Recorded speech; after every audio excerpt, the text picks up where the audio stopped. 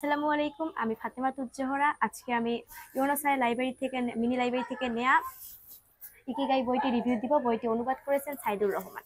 বইটিতে মূলত জাপানিদের দীর্ঘ এবং সুখী জীবনের রহস্য নিয়ে বলা হয়েছে। আমরা জানি পৃথিবীতে সব থেকে বড় দীর্ঘায়ু দেশ হচ্ছে জাপান। এদের মধ্যে লেখক গবেষণা করে জানতে পেরেছেন যে জাপানে ওয়াকিয়াওয়া প্রদেব এবং প্রদেবের হচ্ছে গিমি একটি শহর। এই শহরের হচ্ছে মানুষদের দীর্ঘায়ু সব থেকে বেশি। তারা মূলত হচ্ছে 122, 125 এরকম ভাবে হচ্ছে বাসে। তাদের মধ্যে দেখা গেছে যে তাদের 1 লক্ষ মানুষের মধ্যে গড়ে হচ্ছে 24.55 জন মানুষ 100 বছরের উপরে বাঁচে।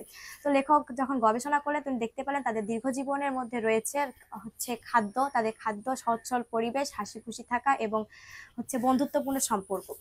তাদের খাদ্যের মধ্যে রয়েছে একটা প্রচলিত প্রভাব রয়েছে। প্রভাবটা হচ্ছে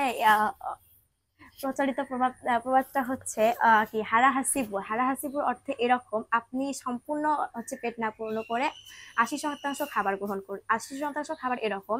তারা মূলত তাদের খাদ্য তালিকার মধ্যে আমরা যেমন রংধনু ব্যবহার করি, তো আর অন্যদের খাদ্য তালিকাটা এরকম রংধনুর মতো। রংধনুতে যেমন এক একটা স্তরে এক এক ধরনের কালার থাকে, তো তাদের খাবারটা হচ্ছে মূলত এরকম যে এক এক স্তরে এক এক কালারের খাবার থাকে। এগুলো মূলত স্বাস্থ্যসম্মত খাবার। তাদের মধ্যে সব থেকে বেশি হচ্ছে সবজিটা তারা গ্রহণ করে। তাদের প্রত্যেকের নিজস্ব একটি করে সবজি বাগান রয়েছে। দীর্ঘায়ুর রহস্য ভেদ করতে গিয়ে লেখক যেটা একজন অনেকের সঙ্গেই, অনেক দীর্ঘজীবীদের সঙ্গেই হচ্ছে আলোচনা করেছেন। তাদের মধ্যে থেকে জানতে পেরেছেন যে তারা মূলত 80% খাবার খায়। 80% খাবার এরকম: তারা হচ্ছে খাওয়ার সময় 3-4টি প্লেট ব্যবহার করে এবং এখানে মনে হয় যে তাদের খাদ্যগুলো পূর্ণ আছে অনেক বেশি। 3-4টি প্লেট ব্যবহার করার কারণে মনে হয় যে খাদ্যগুলো অনেক বেশি আছে, কিন্তু হচ্ছে যখন তারা খায় সেগুলো আসলে পরিমাণ মতোই থাকে। জাপানের অন্যান্য শহরের মধ্যে হচ্ছে প্রতিদিন 2068 ক্যালোরি খাবার খায়, কিন্তু এনাদের মধ্যে দেখা যায় যারা ইগিমি গ্রামে বসবাস করে তারা মূলত 1784 হচ্ছে ক্যালোরি খাবার খায়। তো অন্যান্য এলাকার মধ্যে তাদের খাবারের পরিমাণটা কম।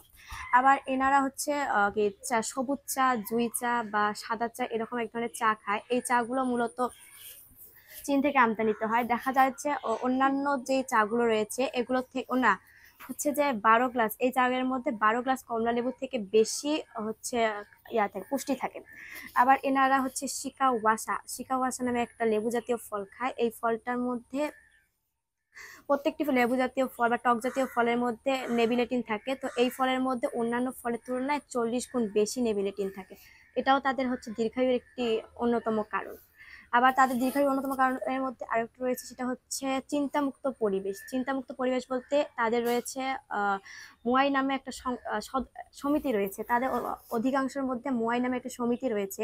তো প্রত্যেকটা লোকই একটা না একটা করে সমিতির সঙ্গে যুক্ত থাকার কারণে কি হয়, তাদের মধ্যে আর্থিক যে চিন্তা ভাবনা, এই চিন্তা ভাবনাগুলো থাকে না। তারা আর্থিকভাবে হচ্ছে আর্থিক চিন্তা থেকে মুক্ত হয়। তাদের মধ্যে আর্থিক কোনো চিন্তা ভাবনা থাকে না। যেমন প্রত্যেকটা সদস্যই ওই সমিতিতে হচ্ছে অর্থ আর কি সঞ্চয় করে এবং কোনো একজন কৃষক যদি বিপদে পড়ে তাহলে তারা ওইখান থেকে হচ্ছে সাহায্য করে। এক্ষেত্রে তাদের মধ্যে হচ্ছে আর্থিক যে চিন্তা ভাবনা থাকে, যেটা আমাদের বয়স বৃদ্ধির একটা অন্যতম কারণ, তাদের মধ্যে এই কারণটা দেখা যায় না। আবার লেখক আরো বলছে যে আপনি হচ্ছে এখানে লোগোথেরাপির কথা বলা হয়েছে। লোগোথেরাপিটা হলো এরকম যে জীবনের উদ্দেশ্য খুঁজতে পারে।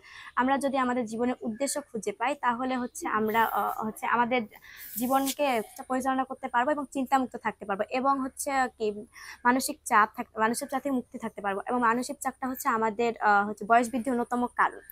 লোগোথেরাপিটা হলো এরকম: আমাদের জীবনের উদ্দেশ্য খুঁজতে বলা হয়েছে। আমাদের জীবনের উদ্দেশ্য খোঁজা এরকম: যদি আমরা কোনো খেলাধুলা খেলি, তো আমাদের যেমন লুডো খেলার কথা বলা যাক, আমাদের মূল লক্ষ্য হচ্ছে যে 4 জনের মধ্যে আমাকে প্রথম হইতে হবে, জিততে হবে। তো এখন যদি আমরা খেলার নিয়মটা জানি এবং আমাদের লক্ষ্যটা জানি যে আমাকে জিততে হবে, তাহলে কিন্তু আমরা সকল হচ্ছে ঝামেলা দূর করে দিয়ে খেলতে পারবো। লোগোথেরাপিটা এরকম: আমাদের জীবনের উদ্দেশ্য খুঁজে বের করা। যদি আমরা লোগোথেরাপির মাধ্যমে নিজেদের জীবনের উদ্দেশ্য খুঁজে পাই তাহলে আমাদের যত বিপদ আপদ বা হচ্ছে পারিপার্শ্বিকতা যে প্রতিকূলতা রয়েছে এগুলো দূর করে আমরা আমাদের সামনের লক্ষ্যে বা গন্তব্যে যেতে পারবো। জাপানিদের দীর্ঘায়ুর একটি অন্যতম গুরুত্বপূর্ণ হচ্ছে তাদের কাজ থেকে অবসর গ্রহণ না করা। তারা মূলত তাদের প্রত্যেকটি দৈনন্দিন জীবনে হচ্ছে সবসময় কাজের মধ্যে ব্যস্ত থাকে। কাজের মধ্যে ব্যস্ত থাকে বলতে এরকম: তার জাপানি ভাষায় ইংরেজি রিটার শব্দটার কোনো প্রতিশব্দ নেই। এটা তাদের অনুপ্রাণিত করে কাজ করার জন্য। তারা জাপানের ইগিমি হচ্ছে একমাত্র শহর যেই শহরে কোনো ট্রেন নেই। তো তার বাইসাইকেল কিংবা গাড়ি না থাকলে তাদেরকে সবসময় হাঁটাহাঁটি করতে হয়। এগুলো তাদের দীর্ঘায়ুর অন্যতম কারণ। দীর্ঘায়ুর অন্যতম কারণ হিসাবে 100 116তম বছরের অধিকারী মারিয়া ক্যাপোভিলাকে যখন জিজ্ঞাসা করা হয়েছে আপনার দীর্ঘায়ুর রহস্য কি, তখন তিনি বলেছেন যে আমার দীর্ঘায়ুর রহস্য হচ্ছে আমি জীবনে কখনো মাংস খাইনি। অর্থাৎ তার দীর্ঘায়ুর সবচেয়ে গুরুত্বপূর্ণ বিষয় হলো তিনি সবসময় শাকসবজি খেয়েছিলেন।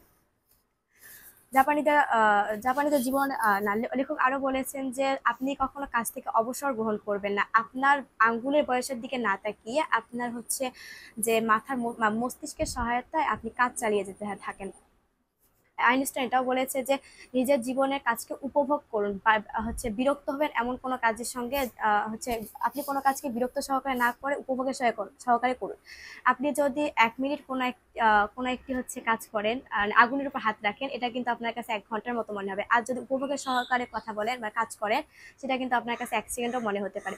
আবার বলা হয়েছে মাল্টিটাস্কিংটা হলো এরকম, আমরা একসঙ্গে সাধারণত সময় বাঁচানোর জন্য একসঙ্গে অনেক কাজ করি। যেমন একসঙ্গে খাবার খাচ্ছি, আবার একসঙ্গে হচ্ছে কি ভিডিও দেখতেছি, টিভি দেখতেছি, পড়তেছি, আবার হচ্ছে মেসেজও চেকিং করতেছি। তো এটাই হচ্ছে মাল্টিটাস্কিংটা হলো এরকম যে আপনি যদি একসঙ্গে অনেক কাজ করেন কিন্তু সেই কাজগুলোই করা হবে, আপনার সময়ের হচ্ছে কি অপচয় করা হবে। কারণ আমাদের মস্তিষ্ক শুধুমাত্র প্রতি সেকেন্ডে হচ্ছে কয়েক মিলিয়ন তথ্য বা হচ্ছে অনুগ্রহণ করতে পারে, কিন্তু প্রতি সেকেন্ডে মাত্র কয়েক ডজন তথ্য সে প্রক্রিয়া করতে পারে। এই যে মাল্টিটাস্কিংটা হলো এরকম যে আমরা একসঙ্গে অনেক কাজ না করে প্রত্যেকটা কাজ পর্যায়ক্রমে করব, এবং এগুলো আমাদের হচ্ছে বয়সের হচ্ছে যৌবনতা ধরে রাখতে সাহায্য করবে।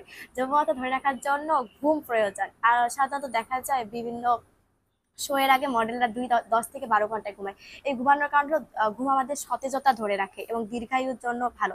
কারণ আমাদের যখন হচ্ছে ভিতরে বয়স বাড়ে, এটার প্রতিফলন ঘটে আমাদের ত্বকের মাধ্যমে, আর ঘুম আমাদের ত্বককে সতেজ রাখে। যখন আমরা ঘুমাই তখন আমাদের মস্তিষ্ক থেকে কি ম্যাটিনোনিন হচ্ছে হরমোন ক্ষরণ হয়। এই হরমোনটা মূলত আমাদের হচ্ছে যৌবনকে ধরে রাখার জন্য সাহায্য করে।